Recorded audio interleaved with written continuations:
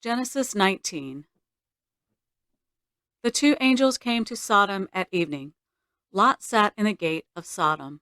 Lot saw them and rose up to meet them. He bowed himself with his face to the earth, and he said, "See now, my lords, please come into your servant's house. Stay all night. Wash your feet, and you can rise up early and go on your way." They said, "No, but we will stay in the street all night." He urged them greatly, and they came in with him and entered into his house. He made them a feast and baked unleavened bread, and they ate. But before they lay down, the men of the city, the men of Sodom, surrounded the house, both young and old, all the people from every quarter. They called to Lot and said to him, "Where are the men who came in to you this night? Bring them out to us that we may have sex with them." Lot went out to them through the door and shut the door after himself. He said, "Please, my brothers, don't act so wickedly. See now, I have two virgin daughters. Please let me bring them out to you, and you may do to them what seems good to you. Only don't do anything to these men, because they have come under the shadow of my roof." They said, "Stand back." Then they said, "This one fellow came in to live as a foreigner, and he appoints himself a judge. Now we will deal worse with you than with them." They pressed hard on the man Lot and came near to break the door. But the men reached out their hand and brought Lot into the house to them and shut the door. They struck the men who were at the door of the house with blindness, both small and great, so that they wearied themselves to find the door. The men said to Lot, "Do you have anybody else here?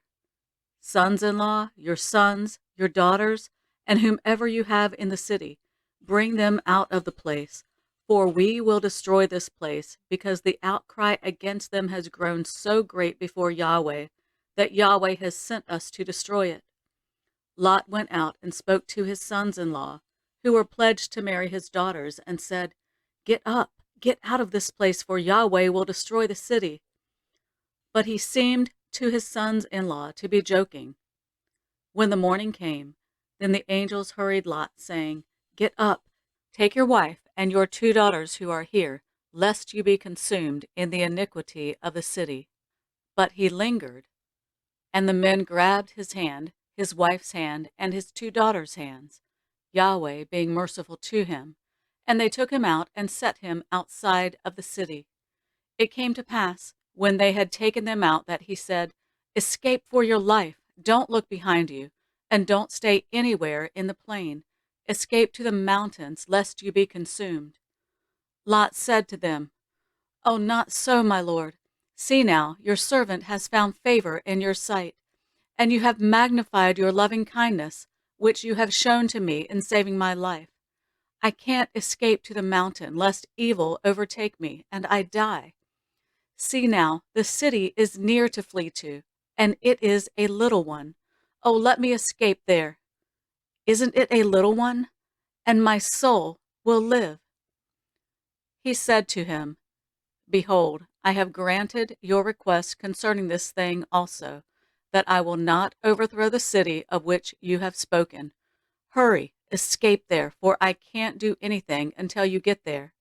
Therefore the name of the city was called Zoar. The sun had risen on the earth when Lot came to Zoar.